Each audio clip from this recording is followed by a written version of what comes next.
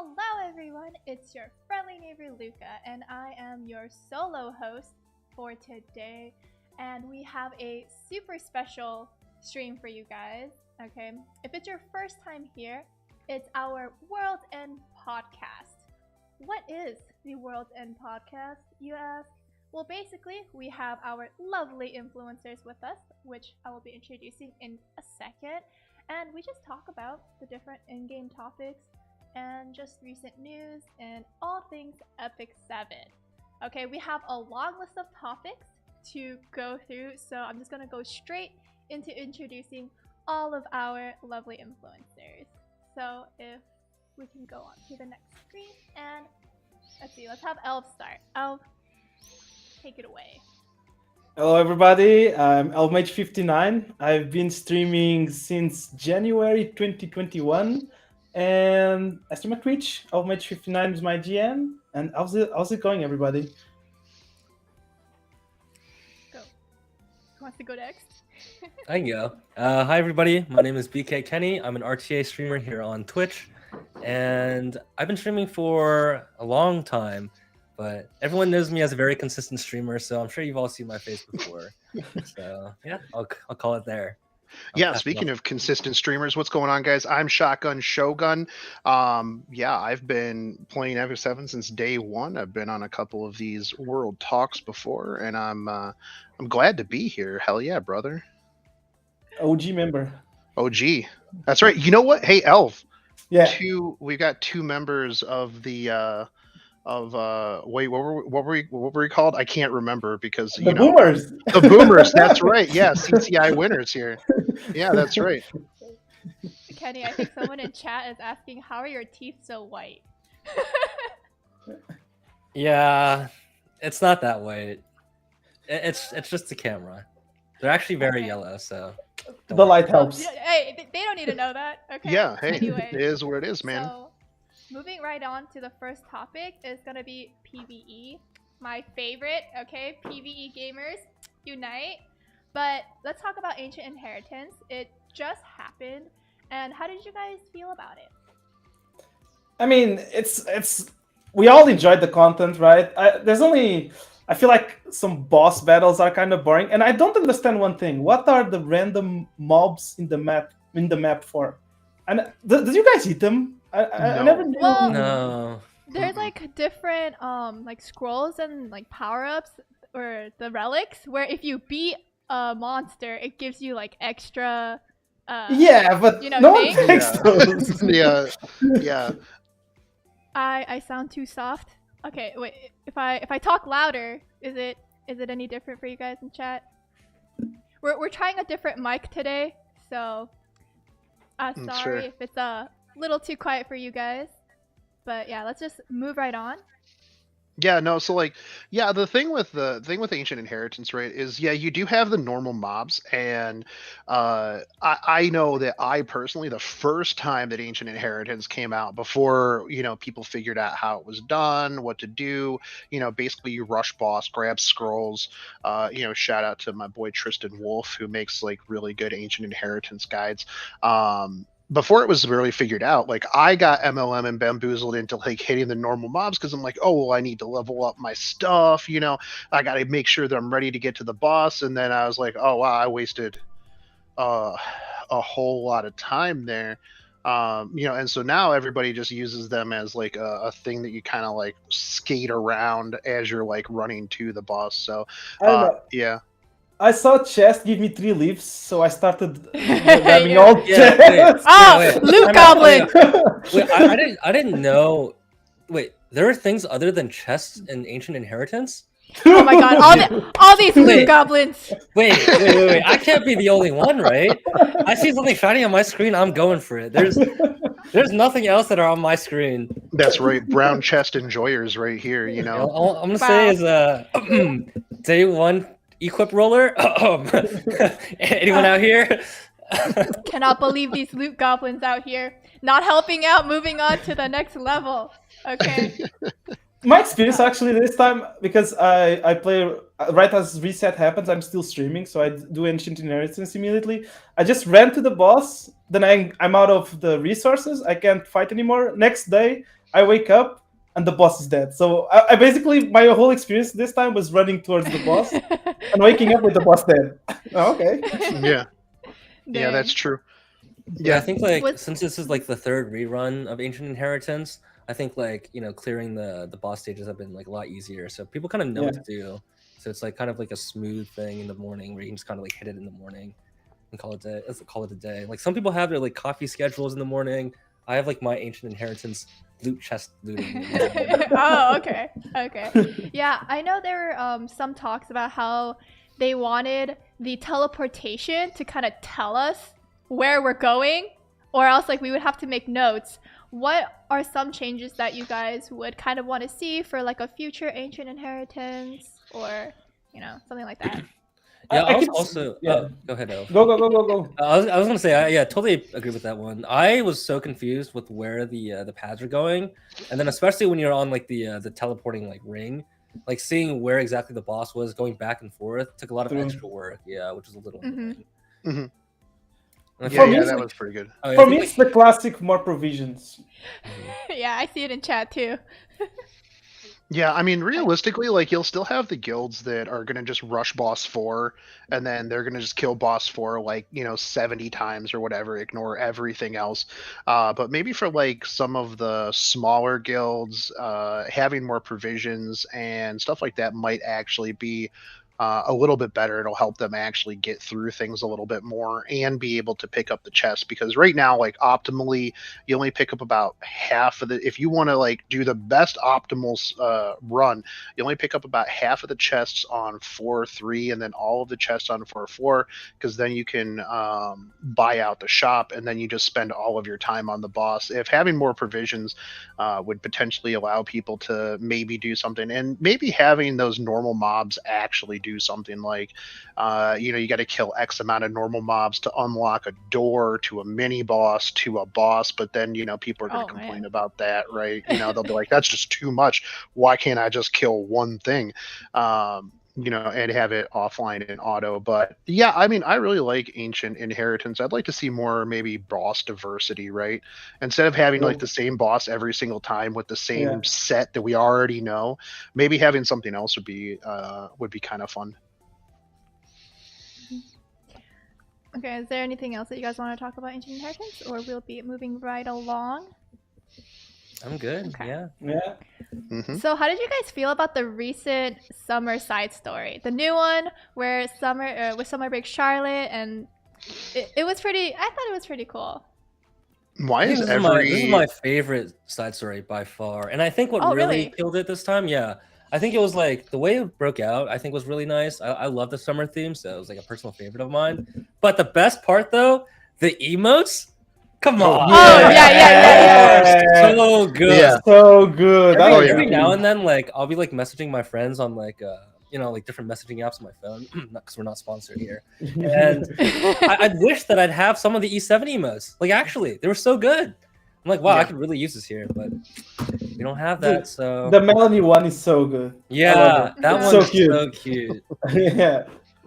Yeah, I do like that you guys are adding in more emotes, but why is everything a like a festival? We need more DN side stories, IMO. Like more Oh, more you like want kind more- of like more serious business side stories. Well, I mean, if you think back to the holiday side story, that Alencia, that ending was a little bit more serious, a little bit more somber.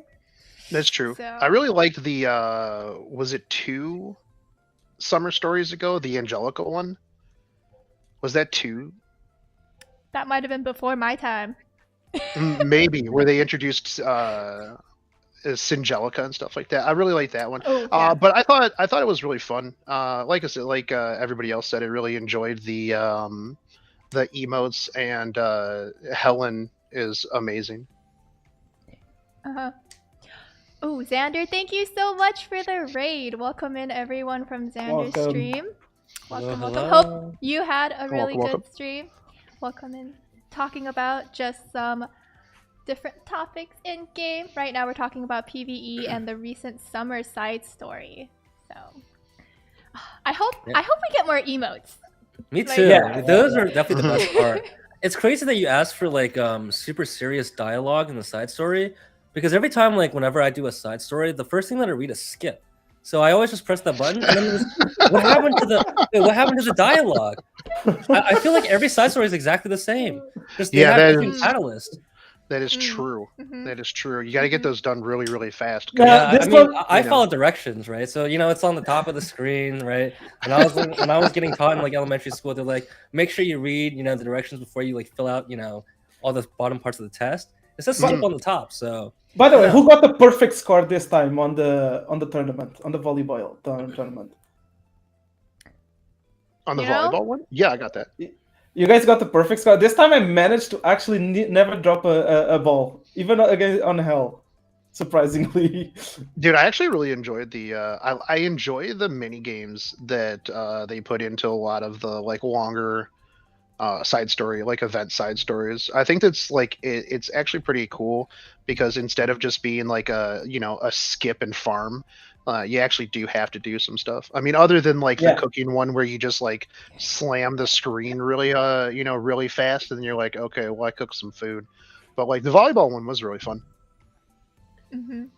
Yeah, I know a lot of people like that, especially or like when it first came out, the first time when they did it last year, and people were like, "This is so hard" because it was like going way too fast, and people yeah. didn't know you could just tap the screen. You don't have to tap the circles.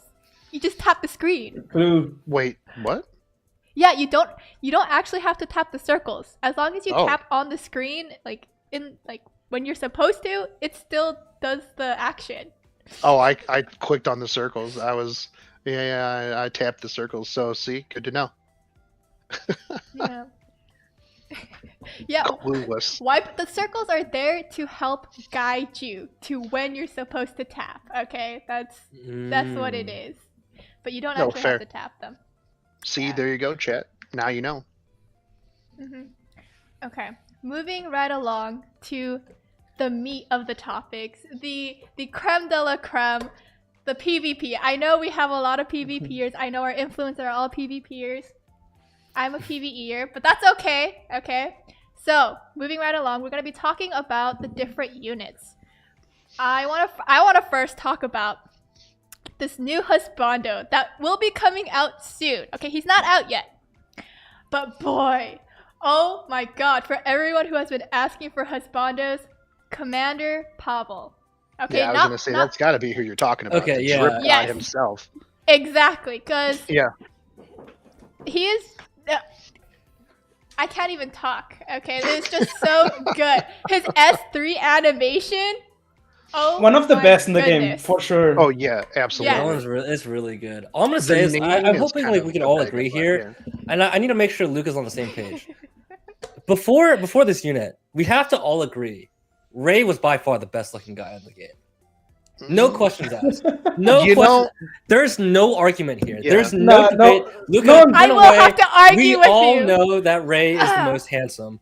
Okay, and all I want to say is, Okay. if Commander Pavel came out when the Summer Seaside event came out, if I took those drinks from that side story and gave it to Pavel, like, don't even judge me. That man is so good looking. Oh my That is god. true. I'm That gonna is open a true. whole tab for this guy. There's no shot. Oh, Okay, man. but Ray though? Yeah. Pretty good. I am my personal favorites are Watcher Shuri. Okay, so Watcher Shuri and Ran. They're Ran is Okay. cool. Ran is very cool. Yeah. Ran very cool. But yeah, so we know his Commander Pavel's skill sets, right? And what did you guys think? Just on paper, how are I don't you know, guys feeling about him? I think it's gonna be weird because I feel like it's super hard to activate his S2.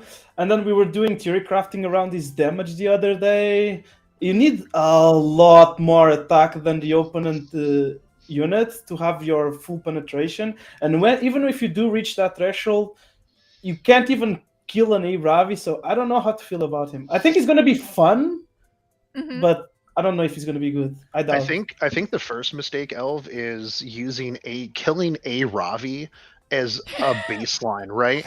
Because they He's light. literally put a unit in the game specifically to counter a Ravi and Hua Young, right?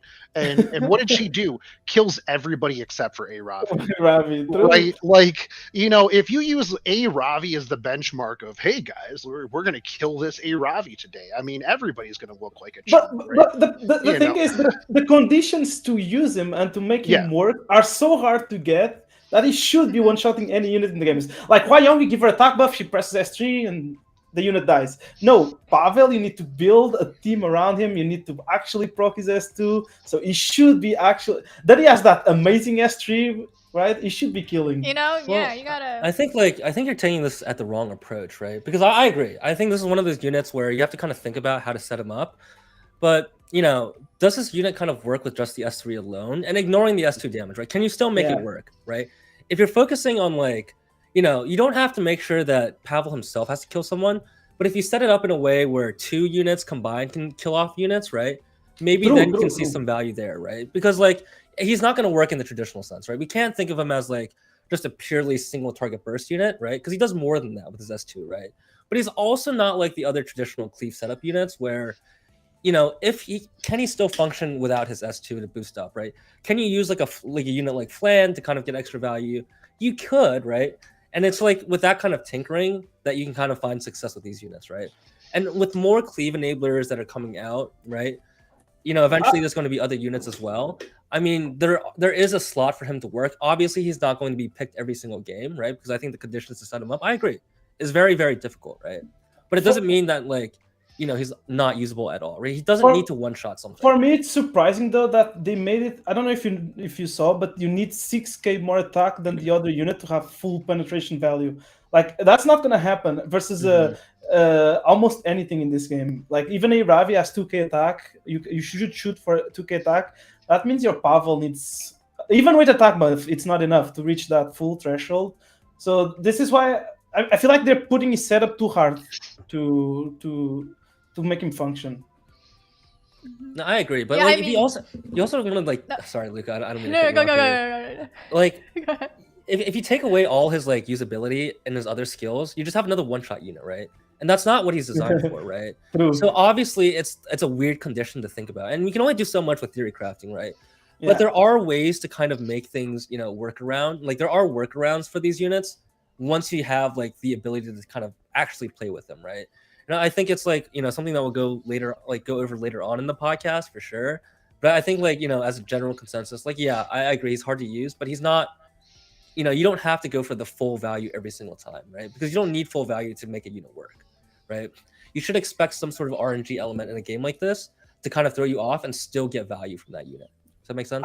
I'm excited though, because I feel like there's potential for like you're saying, you don't have to go immediately for that S2 proc turn 1. So I'm excited to see if people can figure out a guiding light build, make him work towards multiple turns instead of a turn 1 unit, one and done. So, yeah, I know that Ace has been talking about potentially pulling him into some sort of weird standard build, and lately Ace Trainer's been trying out a lot of weird stuff. So I'm really interested to see what his thinking is around that as a standard player. And I play very similar to Ace, so whatever MLM he comes out with with a standard Pavel, I'm kind of interested in. I also think that you could do some shenanigans with Closer Charles and ML Pavel, for sure. and just have them just bouncing each other around. I think that'll be pretty cool. But to Kenny's point is one, we haven't even, the unit's not even out, right?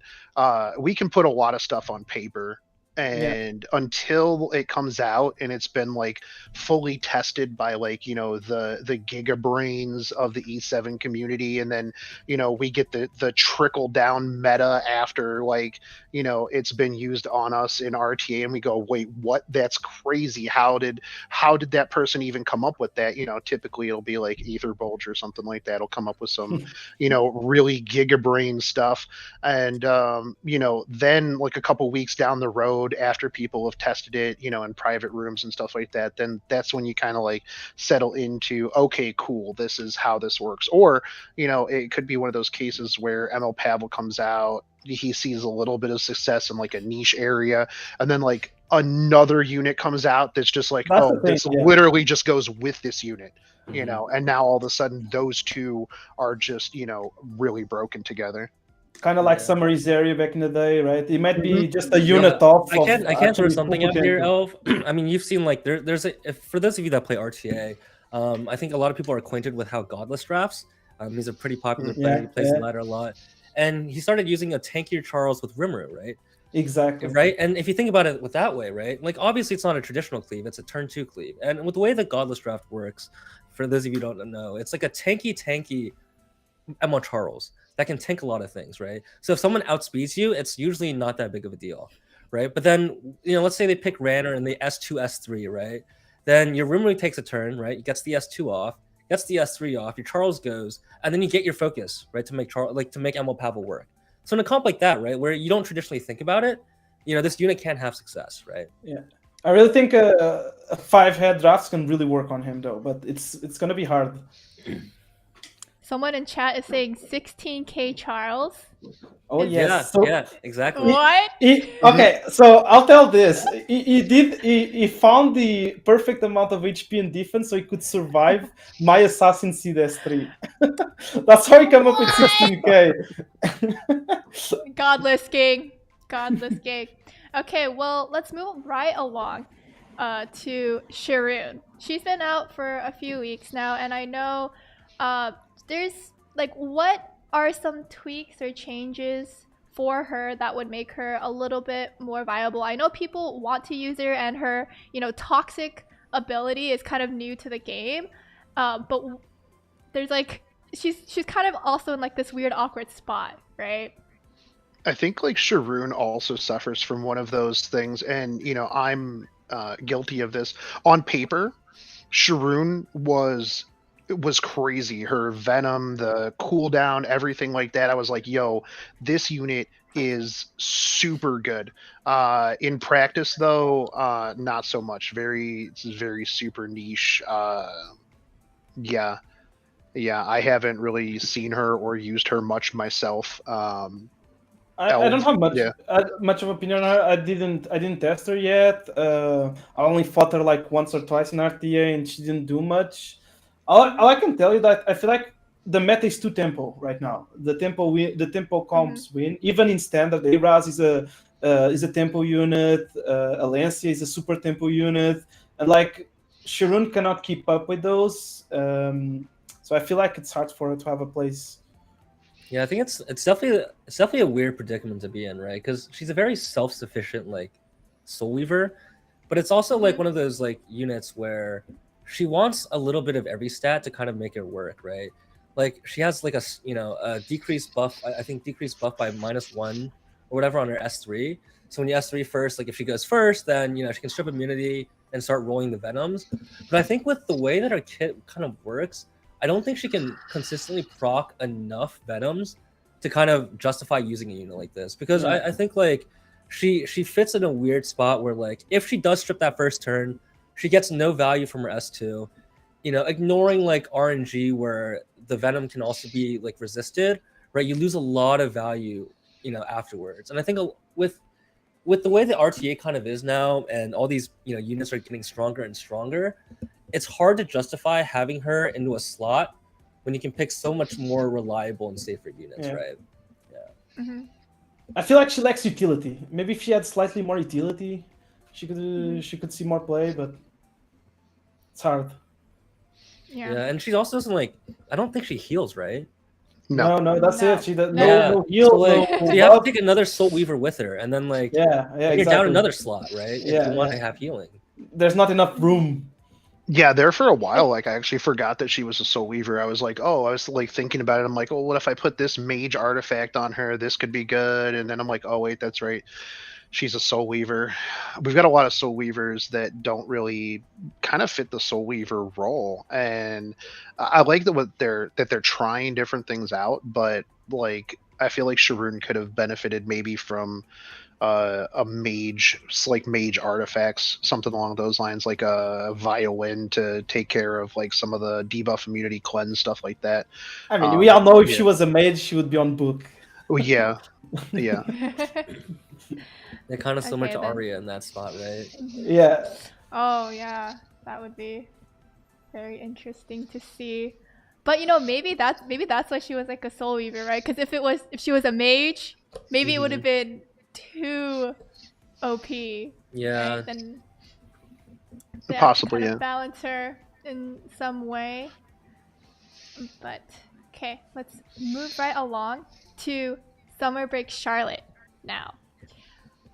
It was really fun watching a lot of different videos of people using Summer Break Charlotte. And what were your guys' thoughts on her? Bad. Really, Yeah, I think she's really hard to bad. use in a lot of drafts, right? The most common drafts where people slam things like, the more common units, right, that are like Emma Carrick, C. Lilius and things like that. I think it's hard to like find the slot where she kind of fits last, unless it's like one of those like 1 in like 30 or so games where she's just like, oh, like Summer Break Charlotte's pretty good here. And I think it's just more like a play style dependent kind of thing to make her work. I think there are people that can make her work depending on your play style. I think she benefits from a very tanky and slow play style, which not everyone does. Mhm. So I think that's why like the large majority of players don't pick her at all. Yeah, not only that, but like what you were saying is that the 1 in like 30 matches where you like slam it and you're like, oh, this is a Summer Break Charlotte match right here. They don't come around very often, and in a lot of those situations, it's like you're picking it for to like make content. It's a big content pick, right? Or just a meme pick where you could just pretty much pick a lot of other units, and I think that's actually something that a lot of newer units have kind of been suffering from, is that they have these interesting kits and they seem fun on paper, but like in actual practice you're kind of like, okay, but like why would I pick this over this other unit that I have, or something along those lines? Like, where is this unit's role? That's the thing. Yeah, I never could understand why do you want Summer Break Charlotte in your draft. I just can't figure it out. Also, another thing, I feel like they butchered their base stats because she's already wants like alt stats. Kind of reminds me Green Charles. And why would you play Green Charles when, for example, Shu does a similar thing but can be built tanky to do more damage, right? When they're starting to make units that you have to build attack, create chance, create damage, and then you need the bulk. No amount of good gear will make the unit have good stats. And that if bad stats plus the kit is not that good, it's kind of really, really, really, really impossible to use. Yeah, I agree. I think it's like one of those things where it's also like I think like Smilegate stepped away from this on purpose. But like when there's other AoE counters with the S1, like why would you pick Charlotte in the first place when she can't, like when she S1s right after her S3 turn? Like it's not AoE, right? It's a single target attack. So it's kind of like a why would you pick this if there's like a Balian in the world? But to also in that point, right? Like let's say Balian is banned, right? And you do need something that's AoE and like fire Charlotte for some reason off the table, then maybe like you can pick this unit, right? Like maybe if you pick a Steny and they pick like a fire Charlotte and you don't have Balian or not Balian, SSB or like a Rem, right? Like hey, like Summer Break Charlotte is probably your next best pick, right? So definitely not the top of the list for sure, but even if you liked her, yeah, you can use it, right?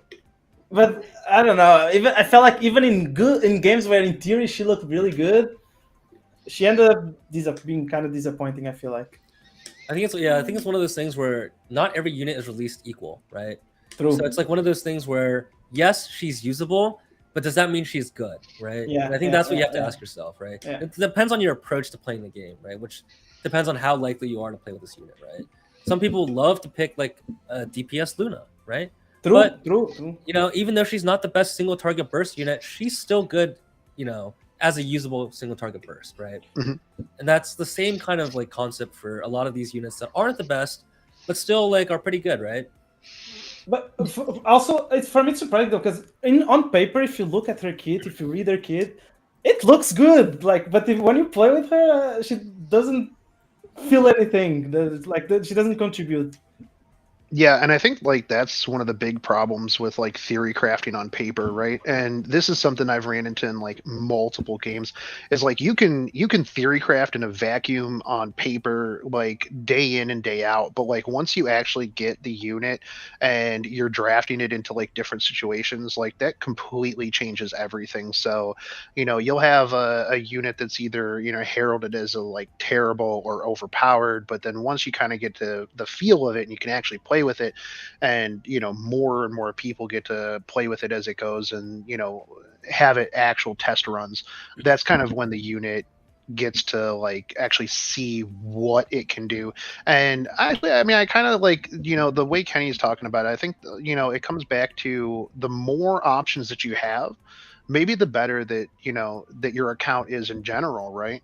If you have that unit where like, yeah, in 1 in 30 matches you can pick this and it just wins, like, if you have it, then cool. If not, then it's really not that big of a deal, right? Maybe sometimes you slam Charlotte, Summer Break Charlotte, and you get to, wave on people and hit them with whales, and you have a good time and you win. And then, for the other 29 matches, you play the same 7 units, right? That everybody talks about.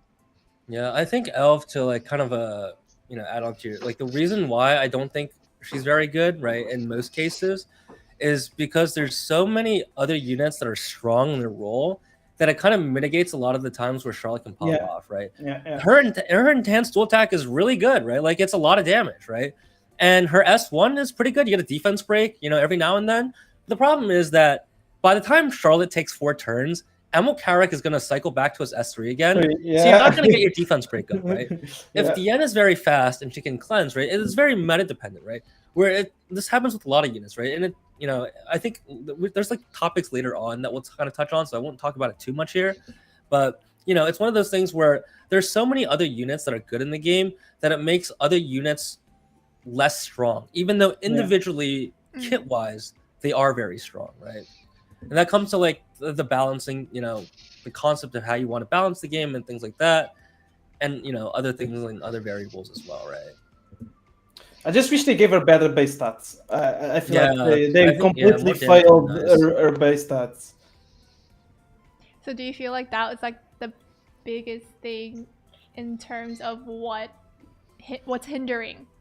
Yeah, I think so. Yeah. Maybe like how like Frenzy has like a Soul Weaver buff right now. Like maybe if a Night buff comes out at one point in time, maybe it'll make her Oh God, yes, please. As a tank down a little bit Night stronger, player, right? let's go Night Frenzy for buff. thought. I miss my Frenzy 20 matches. Oh man, those are really long matches. Okay, but just speaking of meta in general, what do you guys feel like is being the most picked? Because I feel like it's different at the top level and like, at my level, like masters. So what is that difference in meta?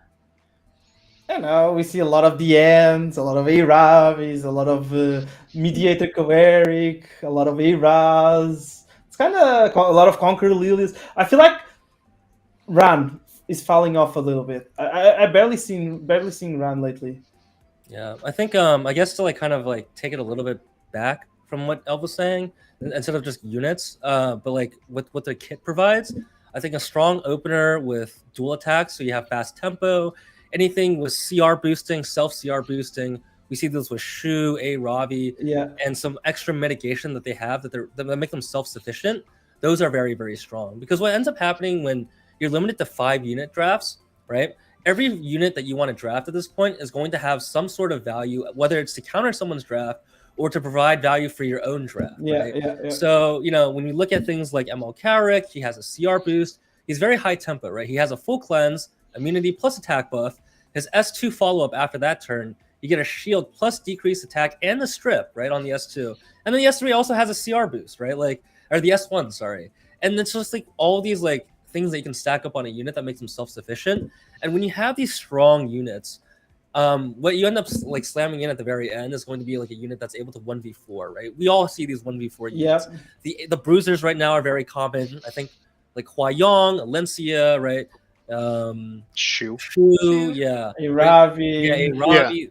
So like these 1v4 units that can swing a game despite bad RNG Those are really, really common, I think, especially when you get to the higher up in the ladder, right? Because sometimes people do outdraft you, but you can always 1v4 with one of those RNG units. So always true. That's one of the reasons why a lot of people were picking a Ravi and then pivoting into cleave, because even if you come through and you slam a green arm and slam whatever and counter cleave them, you still have to deal with a Ravi, and a Ravi will 1v4 your tanky team. There's just no way that you can beat it. So I do see a lot more people going towards, like Elv and Kenny were saying, this more like tempo bruiser. Like, you do have a lot. Alencia has pretty much just kind of come back through. I mean, Alencia and Shu are not well. Alencia is a pretty good answer to a Ravi. So anybody who's having problems with a Ravi, if you haven't built your Alencia, like, have you even been watching Epic 7 World Cup? Like, we've got people like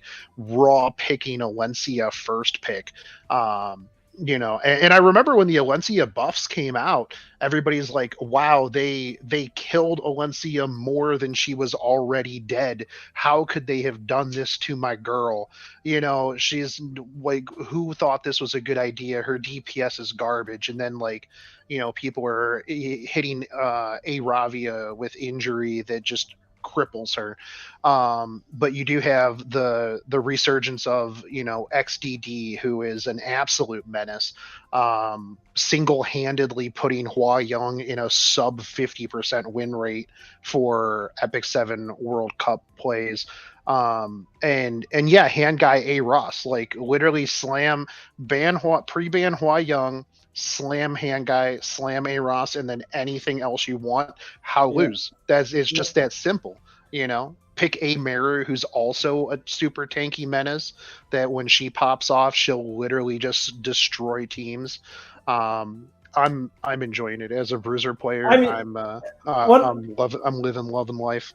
Well, the one thing I love about Mediator Eric is that if you're not being aggressed upon, you can literally make any unit in the game work if you pick Mediator Eric. That's the one fun thing about him. Mm-hmm.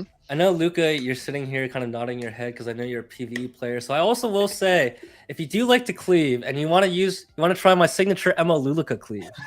I mean, let's be honest here. It's a single player game at that point. The other player doesn't even get to take a turn. So there's always that too. You have to mention you need Kenny quality gear though. That's true. Work. I mean, I was born to play Epic 7, so you can't get that. But I know you guys are mentioning how a lot of the top players in Epic 7 WC were, picking Alencia and Shu. But do you think that is its own kind of meta, or did that get trickled down to the ladder? Yes and no. I think the ladder supersedes the tournament setting because there's more games being played, so you have more of a sample size depending on what you're doing. But I guess in terms of like E7 World Cup, you're playing against specific players. Obviously, you're not going to fine-tune everything to deal with a specific player, but you can kind of cater your drafts towards a certain play style depending on how the player plays. So what you're facing on ladder is not necessarily going to be the same thing that you'll be facing in a tournament setting, if that makes sense. Because in a ladder, I can fight against Emperor players, I can fight against random Challenger players, champion players, and the occasional Legend player, right? Which is a larger pool, right? Which is much different than like facing one or two people like heads on. I'm sure Elv has experience with this as well. Playing against specific players versus which is a whole different game than very different. Yeah. And another thing is they're not playing with. They cannot use all the units that are currently available in the game. For instance, I think that Bunny Dom actually changed the meta settings quite a bit. And they cannot use that unit in World Cup, so it's kind of hard to make a good judgment there. Yeah. Real quick, someone in chat is asking Kenny, how do you make the ML Luluka cleave work? What do you need? Perfect. Yeah, I got you. All right. First of all, you need 25 speed on all your ML Luluka pieces. So once you get to that point, that's the easiest step, right? Then you can outspeed with a single speed imprint, right? That's Green Sid, Watcher Shuri. That's all you need. Really, that's all you need.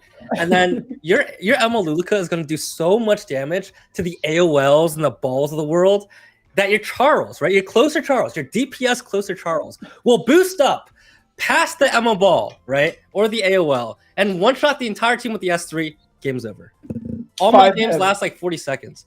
But by the time Elf grew this beard, I'm already in Legend. I'm literally already in Legend. It's that You know what? easy. I'm sorry I asked. Just 25 speed on every piece. It's just You guys, Easy. just you roll guys, speed, dude. I will say, if you guys do use Amazon coins right now, the gear packs are in the store. So if you do need to get, your extra true. buffer in gear, there you go. All I can say, guys, this Kenny guy, before we started this, posts on our Discord channel 2 of his speed set 25 feet Hey, at 24 you feet can't just say damage. that out Like, of context. Actually, Okay, let's yeah. just move on. But recently, the double pre-ban had been put into the game, and how do you guys feel like this has possibly affected the meta at all? I think Yeah, it for sure. absolutely affected the For sure. meta. Yeah, having 2 pre-bans. I mean, one thing as like the E7 World Cup mode, and even like in the tournament that I just recently ran, not having double pre-ban for the first match gives the person who first picks such an advantage that it's huge, because you're so used to now on the ladder having that double pre-ban. It allows you to be more flexible. It allows you to play a lot of different styles, being able to ban out 2 specific units that are going to give you a really hard time. I think that double pre-ban was an absolute godsend to the meta in general. I agree. Yeah, I think like the more that I played RTA, the smoother my brain got, because I've been spamming so many games. And like when Rimuru came out, I was like, how do I deal with this unit? So I just permaban it. It definitely helps. And then you have another ban too. So it's like, as someone who's dumb, like I appreciate that. Hopefully one day we'll get 3 pre-bans and then I'll have to think even less. That'd be perfect. You know what would be I'm really reading cool? that in chat. Yeah, is right if we now. had imagine if we had a mid-draft pre-ban. Like you double pre-ban and then like mid-draft, like you get another pre-ban. I think that would be really cool. I think you'd be able to break up a lot of like meta drafts and stuff like that. I think that would make you have to like really add a couple of wrinkles to your I could see a lot of brain. ML balls Yeah. bans in that format, though. Yeah. True. Yeah, I think there need to be like a larger unit pool to make that really work. I think someone did say this in chat, like you pick like 6 units and then one of them gets banned away afterwards, past double pre-ban. I think that would be pretty interesting. You pick Oh. 6. Right, because then you're kind of forced to like really think about how you're going to draft those 6 units, right? Because that's going to impact a lot, right? If you only pick Deanna as your solo cleanser and that gets banned away at the very end, that'll change the game like pretty significantly. Yeah, but I think that the more units that you put into the game and the more potentially troublesome units that come into the game, the more that you're going to have to like allow for different flexibility of bans and drafts. And I think that just being able to take out units like, I run fun tournaments where it's like, look, these units are just literally globally banned. We take all of the, the troublesome toxic units and we're like, you know what, you just can't play with them. Yeah. Or we recently did a team match or a team tournament where it was like stacking bans across everything. So you had 3v3 and you just... Fun. Yeah, like at the end, you got like 24 units banned. People are like digging to the my God. bottom of their thing. You see a lot of fire Ravis and green showers coming out. Yeah, exactly. Like I think that's that would be a kind of fun mode, is just more overall bans, so that way people have to be a little bit more flexible, and maybe then you can use some of those like just niche pocket picks, right? Like we've seen there were a couple Sage Vivians in Epic 7 World Cup, and you don't really see too many opportunities, right, for Sage Vivian in ladder to be able to just slam Sage Vivian and actually make like too much of a difference. But I think like overall, being able to take out more units is super beneficial for flexibility and diversity in drafting. I think that's a little bit. I kind of disagree on that one. I think it's a little short-sighted.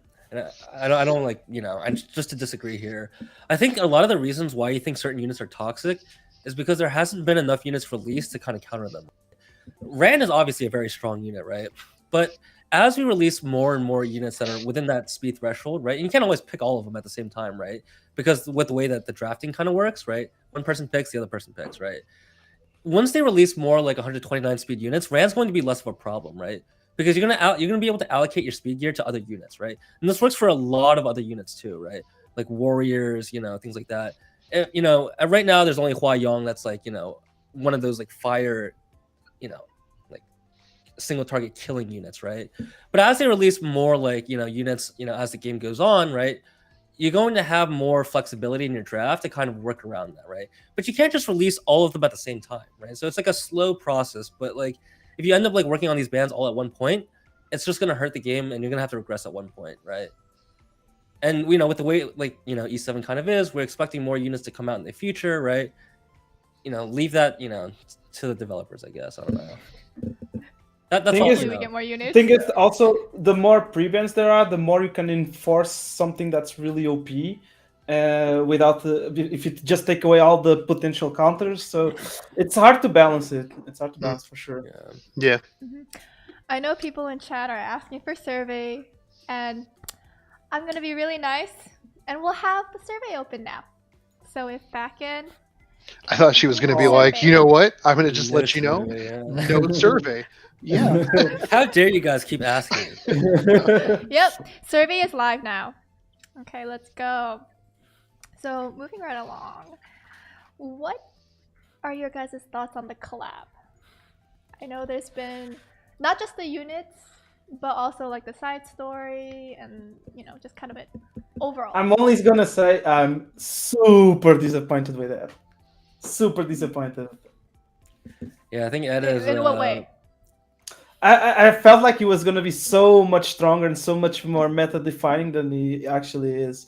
I mean, he kind of remembers me of Designer Dilibet the first time she came out. She was a bad unit, but she did her job, which was we stopped seeing Cerise, Fairy Tail, Tenebria everywhere. Just because your opponent could pick Designer Dilibet. And I think Ed is no more than that. Is like Designer Dilibet, it's a bad unit, but he's making the runs don't appear as much, the Pyras don't appear as much, and that's about it. So it's kind of like H.U. Fine and the Bassar. Yeah, meta, exactly. Right? Exactly. Where exactly. H.U. Fine's entire job was just to make Bassar disappear, but Exactly. you never picked H.U. Fine. She was just that ghost that was there, like, oh, you slam Bassar, I'm ready for you, right? Yeah. Which I mean, kind of sucks, but at the same time, I mean, the fear that the unit just puts in just by potentially being on my roster, I'm okay with that. And that's like, I think like also kind of goes back to what we just said earlier, right? Where it's like, as more units get released, right? They have their own niche spots, even if they're not picked, right? Like, yeah, exactly, yeah. So some food for thought, but same sentiment here. I pulled for Ed. I'm happy. I mean, he's in my box now. He's gonna look cute there. Throw some gear on him and then call it at that. Yeah. Yeah, I mean, he's only been out for like less than 24 hours now. So, with some time, maybe people will figure out how to make him work a little bit better for themselves. I'll keep trying tomorrow. I'll keep trying this weekend. I'll spend the entire weekend trying to make him work, trying to make Riza work. But I don't know. I really thought he was going to be insanely much. I felt like his S3 would do much more damage. He would be much more tempoing. He lacks so much. His S1 is useless, by the way. Like his barrier, the shield he gets compared to Hua Yong. Same thing with Senya. I don't know what happened here. Yeah, I don't know what happened with Senya's barrier. That was pretty yikers. But I think too, though, like the thing is Hua Yong broke the game so much that it's like RB back in the day, right? For the old people who had to walk uphill both ways in the snow. When RB was like the meta character, every unit that ever released got compared to Arbiter Vildred.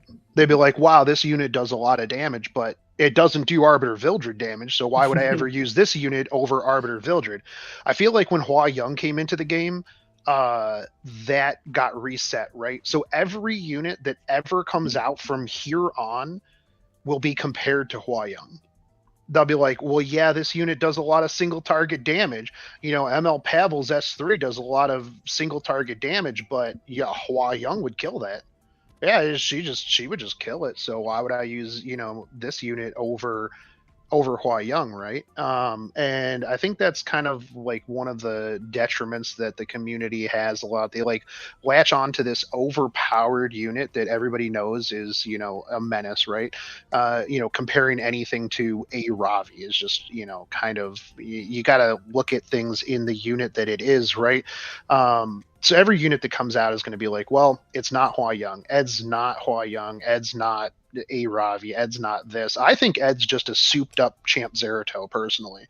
That's the reality of it. But just simply the fact, that like they can't pick Rand, they can't pick Peyra, they can't pick a lot of these like openers. Just allows you to have that there. You don't even need to put premium gear on him if that's what you're using him for, right? It's kind of like a DJ Bassar. Like as soon as DJ Bassar got his buff, everybody ungeared their Peyras because they're like, well, the other person's just going to slam DJ Bassar. So I think that's kind of like where Ed's going to be. He's just that looming threat. But yeah, overall, I mean, I haven't really gotten too much into the collab. We've got 3 weeks of story, so I know that the story so far is very introductory. So I'm hoping that the story picks up a little bit more and we see some pretty solid writing from it. I know Kenny probably just hit the skip button, right? So he's not too sure, right? Following the directions, yeah. I hope though, since most of us were wrong with that, I hope most of us are wrong as well with Roy, and actually he saves the collab, because I think he's really cool. The design is really cool. I don't think it's gonna work that well, but I hope I'm wrong, and he's actually pretty insane. Yeah, well, for people who are playing the side story, the first couple of scenes, I would say, encapsulates the anime. If you watch the anime, I think you'll understand what I mean when I say that. But this is for people who play the side story and don't skip. I did see the art, so yeah. I tried to skip, but I still saw the art, so it was force fed down my throat. So I do know what it is. Well, you gotta read the dialogue, because that's what will be like, ooh, this is the anime, for sure. But other than the units, what about like it being the collab with FMA? Like when you guys first saw the announcement for it, and it was a new IP, I was ridiculously disappointed it wasn't Overlord. I liked FMA. It was like one of the first animes that I've watched personally. So yeah, I was like, I was like, wow, it really caught me off guard, and I was like looking forward. And then like once the units got released, I was like, oh, these are like both really cool. I was really looking forward to Ed as well. So yeah, I hope he turns out to be better than he is. But hopeful, I guess. Yeah. We got Roy Mustang, which is my favorite character in the anime, so I was happy. Yeah, Roy's pretty cool. Personally, I wish we got Lust, but I think that's. I mean, yeah, a lot of people did. Lust. True. Yeah. Yeah. Exactly. Yeah. I'll be honest. I watched FMA too long ago to remember more than half the characters. I remember Roy and the dude that used Earth Alchemy, and I don't remember much more. Yeah, the alchemy stuff was cool though. Yeah, the thing with collabs though is like we only get so many characters, right? And like I remember when FMA was announced, and we saw the characters, and people were like, "Oh, well, what about this character? And what about that character? And what about these characters?" And I'm like, "Look, man, there's only so many characters that you can put into this game for a collab. You get 2 pulls, and then you get 1 free unit. That's what you get." And I would like to say the Riza actually for a free unit is really solid. I'm so used to like when we get a collab, like our free unit is super mid to very disappointing. But like for a free unit, Frieza is pretty solid, honestly. And that's pretty cool. She's actually surprisingly much better than I thought, and I think that's cool. Finally, you have a free character that seems to be usable. Mm-hmm. Yeah, absolutely. So recently we've added some new QOL things into the game, like the music box and the The change to best the one. auto battling. And how do you guys feel about the new QOL changes? The music box was the QOL that I didn't know that I needed. So now, instead of trying to find some copyright free music for my videos, I just queue up the music box, dude. Yeah, I do wish that you could use it like during hunts, right? Maybe you could pitch that over to to the big wigs, that like being able to change the music like while I'm doing hunts, something along those lines. Like, I'm not just going to leave my game open in the lobby when I could be farming hunts or something like that. Maybe flip up the music while I'm doing RTA, something along those lines would be nice. Oh yeah, just having it up as long as you want. Yeah, Yeah. exactly. You just cat jam into Epic 7 music. I do think though, for the auto repeat, seeing how many times I get 15%ed on Wyvern 13 is actually a little bit disappointing. Like Really? the win rate, yeah. I just look, I come back after my 30 runs when I tab back over to my emulator and I'm like, wow, I got 15%ed like 7 times. That's awesome. Sweet. I don't know. I like being able to see how many runs that I actually got compared to like not having to guess how much like resources I'm getting and things like that. But maybe that's just me. Yeah, the I balance mean, is nice too. I like it too. to be fair, the other day Sounds I like did Shogun. take one You of my just need pieces of to. You gear got to off. take some notes here because I'm sure Elf has a. See, Elv just literally cut Kenny off. He's Yeah. like, oh, Oh, he's like, oh. Elv is like, no, Yeah. Kenny is Yeah, like, yeah. yeah, Elf, gonna Elf's leak really out my for my throat. secrets here. No, I was gonna say, Yeah. I'm pretty sure Elf has a really good Wyvern 13 team with like 100% success rate. So maybe you got to take some notes here. That's you know what team I'm using right now? I'm using G-Perk, Taranar Guard, Sigrid, and Karin. I have a Man, joke of a Wyvern team. he's going old I mean, it school, man. works, That's right? back in the that's old school, dude. Whatever That's works. yeah, that is old school. I don't know. It's not. You got to be efficient, man. Like I know you're out here. This is why. See, this is the reason why I have speed gear and you don't. You got to use the True, Sinji, SSB, True. Rem, and But that uses two what's her RTA name? units. Camilla.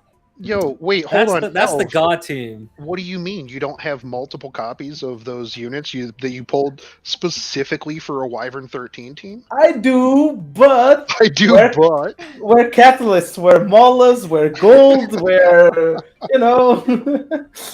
Yeah, gold's been definitely harder for me to come by too. I'm at like 800k gold right now. It's not looking too hot. After I built that, I was at 65 gold today on stream. Oh After my I built that, Molly, I was 65? 65 gold. Yes. Yeah. wow. The 1 million from the daily login from the collab, oof, life savior. Gold pack though? Yeah. Man, I see Elv. I see Elv kind of I want to see how many of those packs you bought, Elv. I've done some shameful things, okay? I don't want to talk about it. I do want to say though. You gotta do what you gotta do. Yeah, I do want to Yeah. say though, like to pivot back to the meta, I do always find it a little counterintuitive where the meta is very similar. Like I don't mean to go back to PvP here, but I wanted to go over this earlier, but I forgot. I think the meta is always going to be relatively like the same because it's so expensive to re-gear units halfway through, and it costs resources to try out new comps, right? And Yeah. why would like a lot of people be willing to test out a new comp if it takes away so many of the resources to invest into other stuff, right? Like it costs so much gold to like upgrade gear and things like that. I think would be helpful to have more like free unequipped, especially just for RTA, so people can try out new things, and maybe that might change like, what's like a really common meta or things like that, because it does seem like it's a little counterintuitive. I think what'll actually really help a lot with that when we are talking about QOL is the thing that's slated for, I think it's Q3 this year, where it's the ability to instantly plus 15 level 60 like one specific unit, right? I forget what it was called, but I know that we saw it like back during the Epic Rise showcase and stuff like that. I think that'll be really good because then you don't have to waste the molas, the catalysts, all that stuff on a new unit. So I think for content creators specifically, testers, stuff like that, the big brain, meta architects, being able to just go in instantly plus 60 or instantly 60 plus 15 something. Yeah, they'll spend gold on throwing gear on it or whatever, but being able to do that without the initial investment, I think will allow a lot more testing and a lot more potential meta shifts. And I think I've been saying this all the time I'm here. Please make an RTA shop. And but while we're at it, give us gold when we do RTA. That would be nice. Gold per match. I don't know, something like that. That would be kind of interesting. I mean, to be fair, I think that a lot of... Oh, go ahead, sorry. Oh, no, I was just going to say, I think people brought up how maybe like a sandbox mode where you can test out fully Mulad, fully awakened units, so that way you can see how they could work out, try out new comps without actually having to like use your resources. Yeah. Well, I mean, I know that that one quality of life is one for one specific unit. I think that, if you could do it for like more units, or even just like if we're, like where you can test out the skills for like units and stuff like that. If we had like, let's say a punching bag for a unit where we could give them a specific set of like, stats, right? And you could tweak the numbers maybe for the punching bag just to see what that unit could do. That way we could do more testing that's, not on paper and actually in game, right? To be able to go in and go like, oh, okay, cool. I want to see what Ed's S3 hits with this kind of stat, and then slam it into like one of those punching bags. And then we could, I think that would be pretty sweet. I mean, to be fair, I guess they have to sell their Catalyst packs and their Mola packs, and if we can try them for free, right, we would not Mola and Cat the bad units. But I don't know, I feel like RTA shop is needed with Catalyst, with summons, with anything. I don't know why I don't have one. Well, I also think too that if there was a shop, it would give more incentive for people to play RTA, right? Because really, like, what's the incentive? The skin at the end of the season, and then people will just wait until the end of the season. The last 2 days they'll get to master, and then they're done. I mean, you do notice that there's a lot more people doing RTA whenever we have the daily energy. Like, oh, you got to go in and you got to do a couple of matches. Now, sure, some people don't like RTA. They're not going to do RTA. They hate RTA, so they're just going to go in and auto quit so that they get their energy. But I think that, getting an incentive to do it. People don't want to do stuff if there's really no incentive, which is really weird why people RTA a lot, because, they're just masochists. Their incentive is, that they just want to get mad. It's fun, right? I don't know. Like I'm gonna play like the devil side here, because like I don't think it's. What if someone doesn't have good gear, right? And you're forcing them to play RTA for resources? Like if I'm a new player and I run into Omega, like, just trying to like get some like a bookmark or something, like, dude, I'm not gonna have fun. I just lost in like legally in a different game, and I'm coming into like E7 to chill, and then Omega, who's been bullying RTA players all day, shows up on my screen. I'm gonna be like, man, I'm really down bad today. Like today's not a happy day. But I mean, So I guess if you're in that, right? If you're in Legend and you're running into Elvemage who's been bullying people all day, that's a bit different than the casual RTA enjoyer, right? But I do understand, not everybody's going to have the units, not everybody's going to have the gear, like not, to go back to like the way back to the middle of the podcast when Luka was asking like what's the difference between like Masters, RTA, and Legend, is that a lot of the people that are in Masters, and a lot of the reasons why you see a lot of people complaining about these troublesome units, is that they don't have the answers, they don't have the gear. So you see a lot more oppressive units, whereas like a Legend level player like Elvemage, stuff like that, will have the answers to a lot of these units. And so maybe having that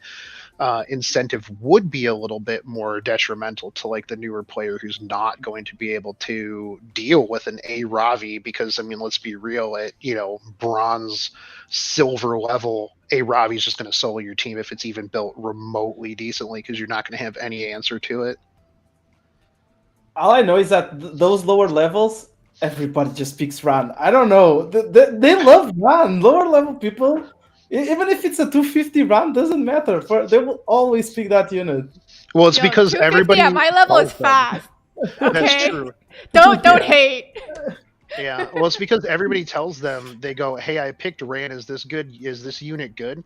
First off, I tell people that if you have to ask whether that unit's good, you don't have the gear for it. But yeah, if you go to Reddit, Stove, Facebook, anywhere, the moment that you pick Ran, that's the only unit that you focus on. This is the god unit. Look, man, I watched Elvemage one time. His Ran killed everybody, dude. Like, that's just what you do. And if it's not 300 What's the speed, CCI versus life? yeah, if it's not 350 speed, just don't even bother playing the game. Just quit, uninstall until you get a Ran that's 350 speed, 100 crit chance, 350 crit damage. That's all you need, man. I watched Elvemage kill Light with his. It was crazy. Someone in chat was saying we should have a mock battle mode where you can gamble gold. Yeah, dude. Oh hell yeah, man!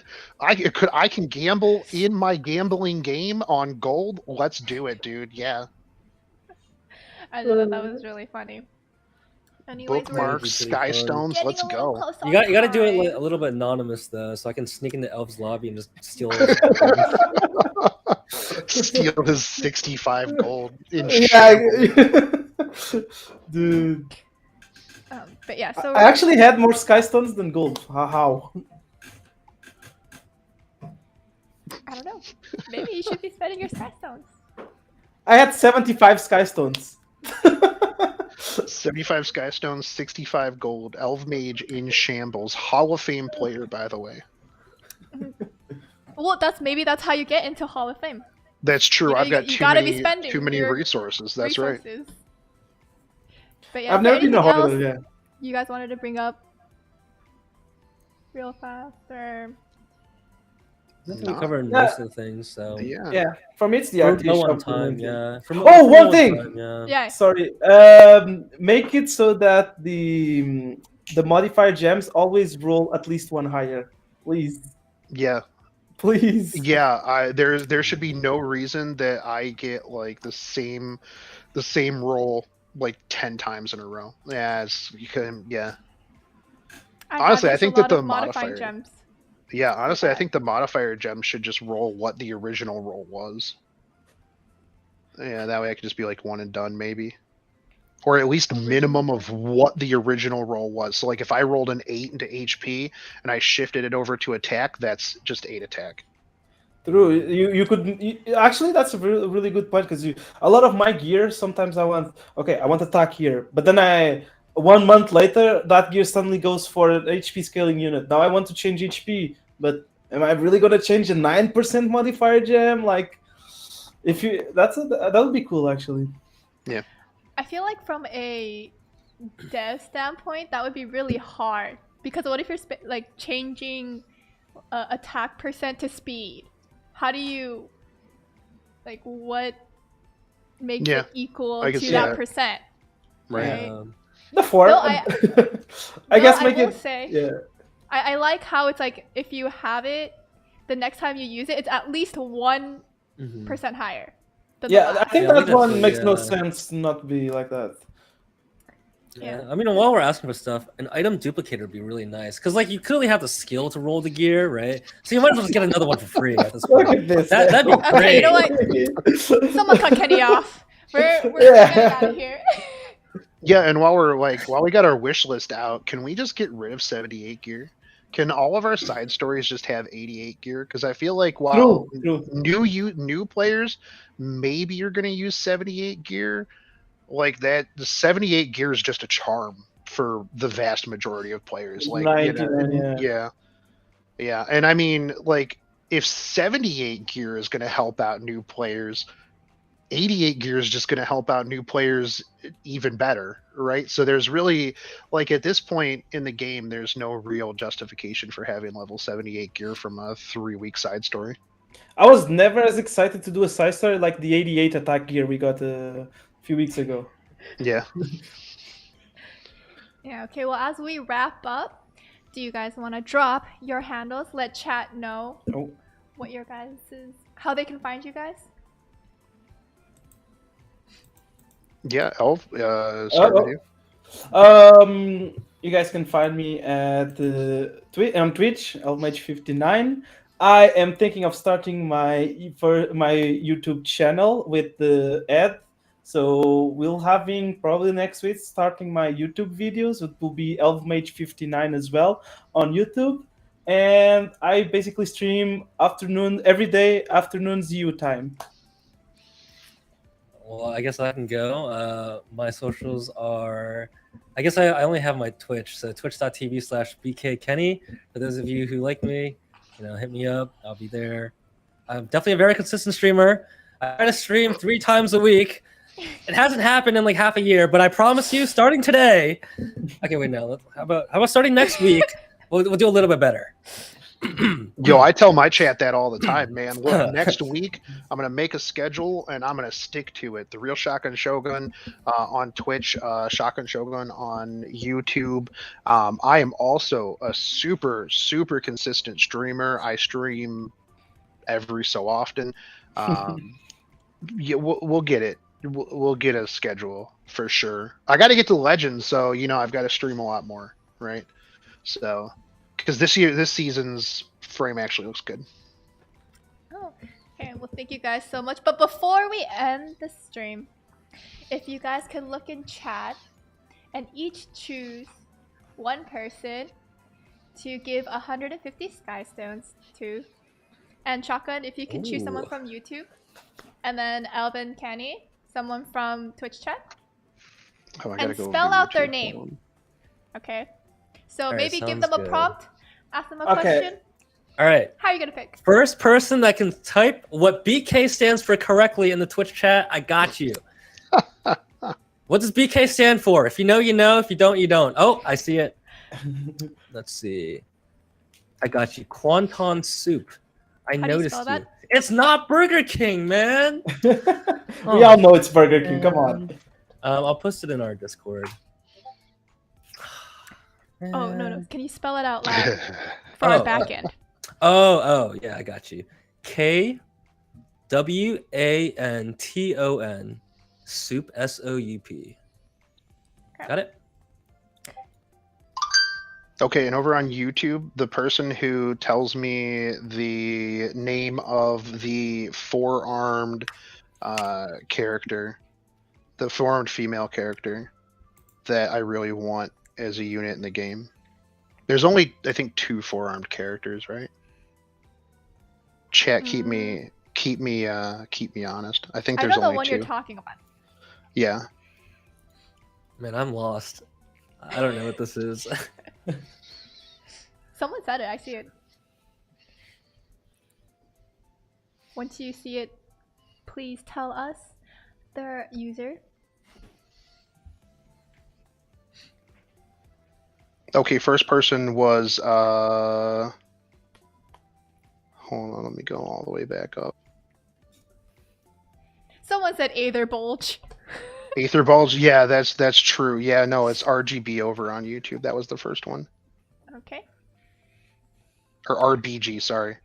RBG. My brain went to RGB because gamer, right? Got to have all the RGB stuff. That's how you get girls on Tinder. You put all your RGB stuff on there. It's pretty simple.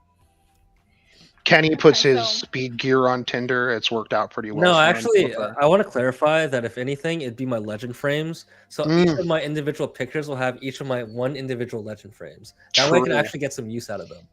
See, Luka's laughing because she'd be like, dang, that definitely works. It does, yeah. Luka knows. Okay, Elf. One more person from this chat. Let's see. Okay, so the first person in chat who guesses who is my favorite unit?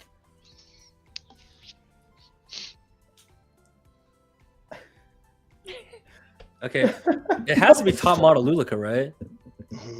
It's got to be Shu. Oh my god, I saw it. Moving. I saw it. Okay, I saw it. And the first one to say it was Zoldi, I think. Wait, what was the word? Spell it? Strays. Oh. Dude, I can't even. I'm actually about to block you. It used to be top model. It used to be top model, okay?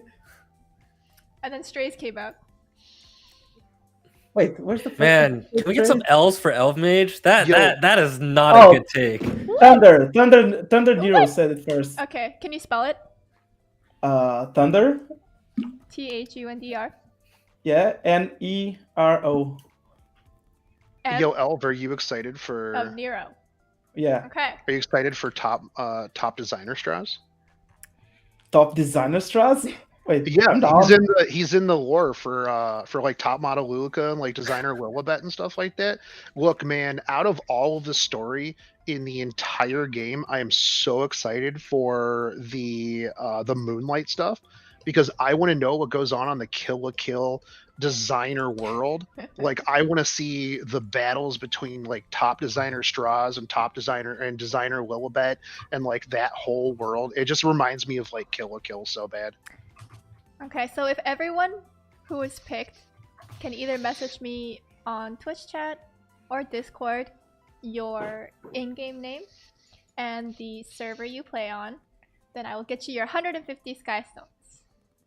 Okay? But that is going to be the end for today's stream. Thank you everyone for coming out, especially our influencers. Let's give you guys a round of applause. Thank you. Thank you. Could we find someone to raid on Twitch chat? Who should we raid today, guys? Pick. Get your pick. That's a lot of power for Twitch chat. Yeah. Oof. But everyone on YouTube, I hope you have a good day, good night, good afternoon. I'll see you guys next week. Okay. I'm seeing Someone said Amaranth. no dog. That's what I immediately Okay, was guys. thinking. Someone who's streaming Epic 7. Okay. Come on. Nodasa, yeah, sounds good to me. Okay, I'm seeing Nodasa. Oh, and he's N-O spamming Edward Games. SSA. Oh, there you go. Nodasa. All right, Elvemage, start taking notes. for True. tomorrow. Yeah. Oh man, Okay. these strays and drawers. Disgusting. I cannot believe. I swear it used Okay, to be. hey, don't judge, Kenny. Okay, come on. Like, Okay, you're just upset that Ray is the most handsome guy character. There's no way. Even Ray DJ can Bazaar be looks hotter. handsome, What? okay? What? Wait, DJ But yeah. Bazaar is just regular Bazaar in a different in different clothes. Okay, no one can beat N-Guy. N-Guy is cool. Okay, Mediator is cool. Message me on Discord, RBG. You can find me in the official Discord.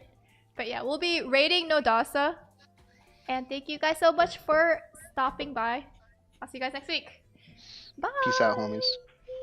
Thank you.